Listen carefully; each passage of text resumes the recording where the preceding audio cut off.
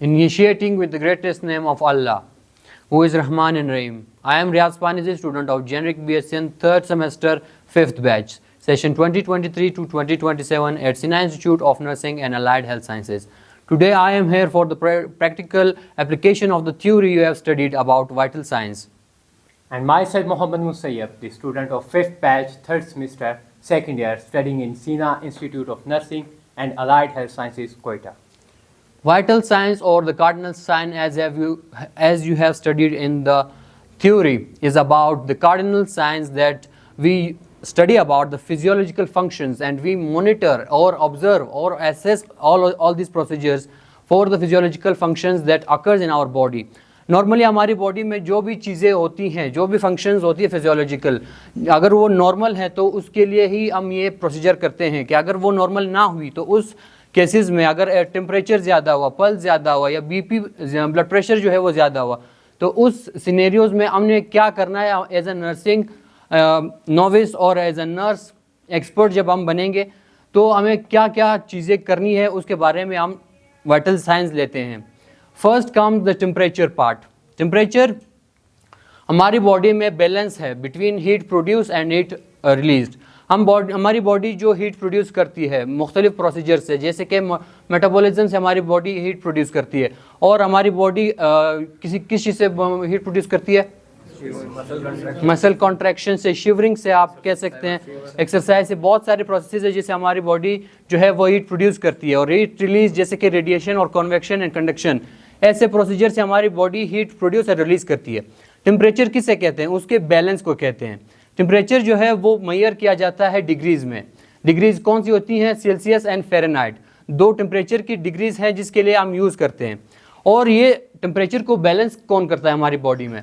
हमारा hypothalamus. Hypothalamus इसको regulate करता है. थर्मो रेगुलेशन जो प्रोसेस होती है टेम्परेचर के रेगुलेशन को, उसे हाइपोथैलेमस ही करता है. देन टेम्परेचर के हम टाइप्स देखेंगे. दो किस्म के टाइप्स आते हैं, दो बेसिस पे टाइप्स आते हैं. एक फिजियोलॉजिकल बेसिस पे हमारे कोर बॉडी टेम्परेचर होता है और सरफेस बॉडी टेम्परेचर होता है. सरफेस बॉडी टेम्परेचर हमारा स्किन, हमारा जो एपिडर्मिस है और जो हमारा सबक्यूटेनियस लेयर है, इन दोनों लेयर पे हमारा जो है वो सरफेस बॉडी टेम्परेचर होता है. और ये इन्वायरमेंट के साथ चेंज होता रहता है. आप जिस इन्वायरमेंट में होंगे वो इसको अडेप्ट करेगा या अडॉप्ट करेगा. फॉर एग्जाम्पल हमने रेडिएशन वगैरह पढ़ी थी कि हमारी बॉडी से हीट रिलीज होगी तो अब हवा आएगी और उसको लेके चली जाएगी, वो टेम्परेचर चेंज होगा. ये सरफेस बॉडी टेम्परेचर है. एक हमारा कोर बॉडी टेम्परेचर है जो कि हमारी बॉडी के जो ऑर्गन्स है, जो कि हमारा इनर ऑर्गन्स हमारी बॉडी में है, उसके टेम्परेचर को हम कोर बॉडी टेम्परेचर कहते हैं.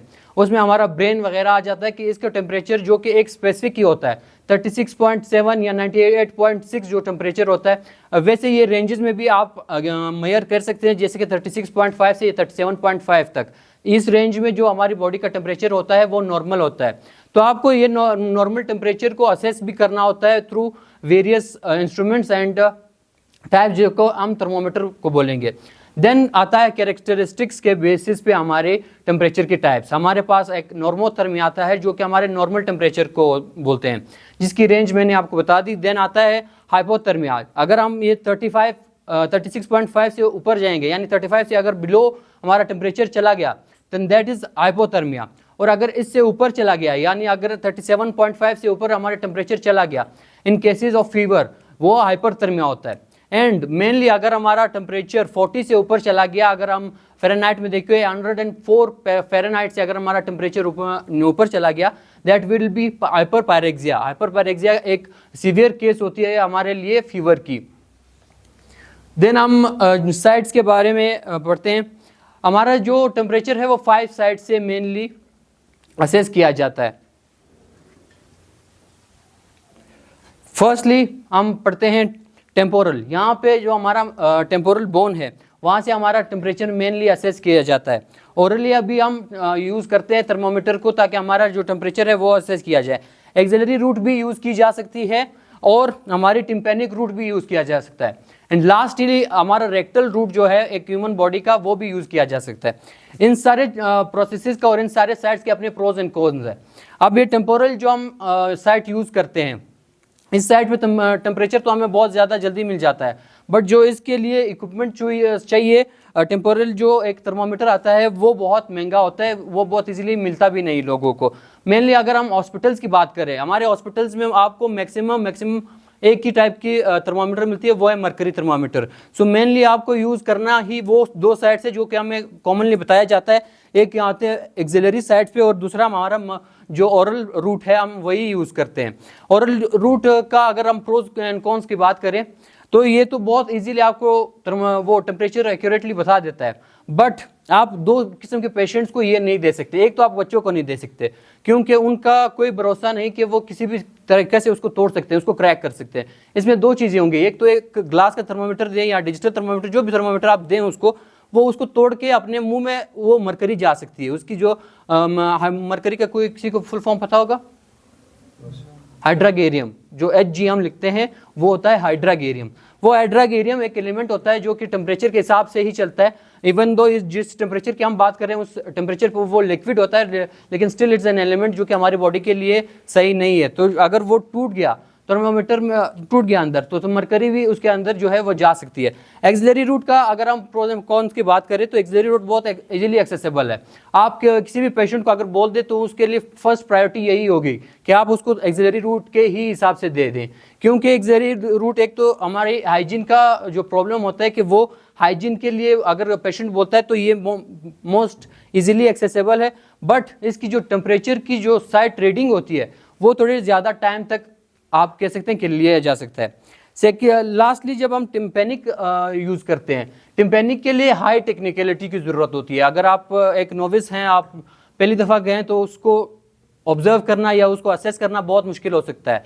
आप उसके जो ईयर ड्रम है, आप टिम्पेनिक मेम्ब्रेन जो हमारे कान में आपने पढ़ा ही होगा एनाटॉमी में, कि अगर हम वो इंसर्ट करते हैं वो थर्मोमीटर, तो हो सकता है कि वो टेम्परेचर को एक तो असेस भी सही से ना करे, ऊपर से उसके जो कान में इंजरी भी ला सकते हैं, उसके ईयर ड्रम को भी बर्स्ट कर सकते हैं। लास्टली रेक्टल रूट की मोस्ट वो अवेलेबल और मोस्ट एक्यूरेट रीडिंग भी हो सकती है, बट मेनली दो चीज़ें जो इसके लिए डिसएडवांटेज आप कह सकते हैं कि एक तो ये किसी भी पेशेंट के लिए इजी एक्सेस नहीं होता, कोई भी पेशेंट आपको इजीली इसके लिए ऑब्जर्व करने का कंसेंट भी नहीं देता।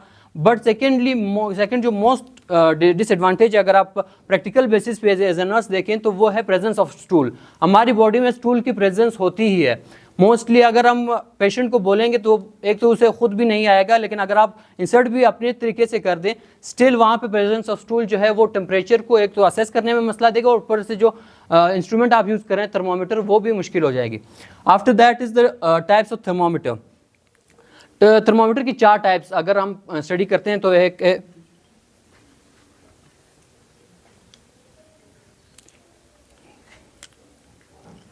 दिस इज ग्लास थर्मोमीटर, जो कि मैंने सबसे पहले बताया था ग्लास थर्मोमीटर है ये।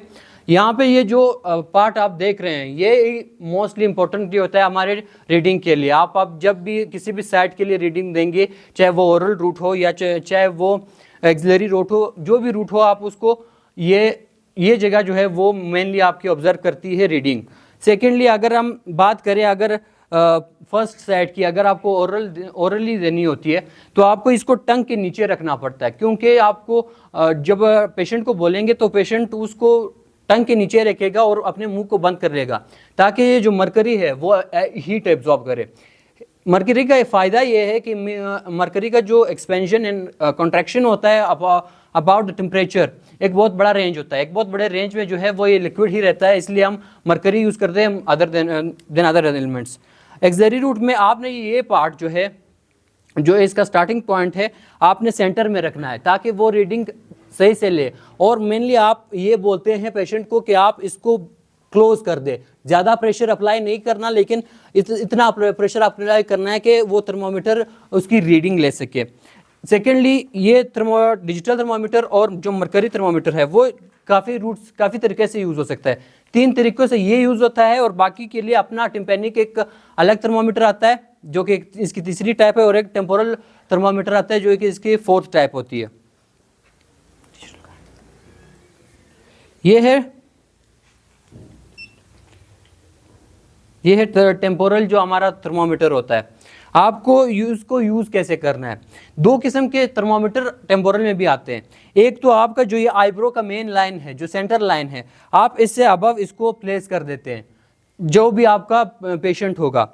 और मेनली ये आप पहले से ही जान लें, जो टेम्पोरल रूट होता है थर्मामीटर यानी टेम्परेचर असेस करने का, वो तब लिया जाता है जब ये सारे रूट्स, बाकी जो रूट्स आपको इजीली एक्सेसिबल है वो अवेलेबल ही ना हो। अगर वो अवेलेबल ना हो, उसकी रीडिंग ना ली जा सके, तब आपने यहाँ पे इस रूट को यूज़ करना है। क्योंकि ये मोस्टली एक तो इंस्ट्रूमेंट की भी यूज़ और इंस्ट्रूमेंट की भी अवेलेबिलिटी पे एक फंक्शन होता है। दूसरा ये कि ये हमारे लिए, जो पेशेंट के लिए, वो मोस्टली आप वो रिलायबल भी है और वो आपको इजी टू एक्सेस भी है।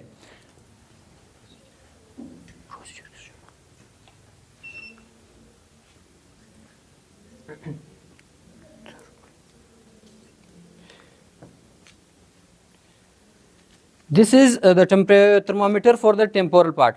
एक तो एक डिजिटली आप इसको असेस कर सकते हैं, सेकेंडली ये जो इंस्ट्रूमेंट्स हैं वो भी यूज़ हो सकते हैं, क्योंकि ये हमारी जो हॉस्पिटल्स में इसकी अवेलेबिलिटी मोर देन अदर जो डिजिटल, जो मेनली बहुत महंगे होते हैं, उनसे ज़्यादा इसकी अवेलेबिलिटी होती है। Any question about this procedure, the temperature part? Sir ये टेम्पोरल को यूज़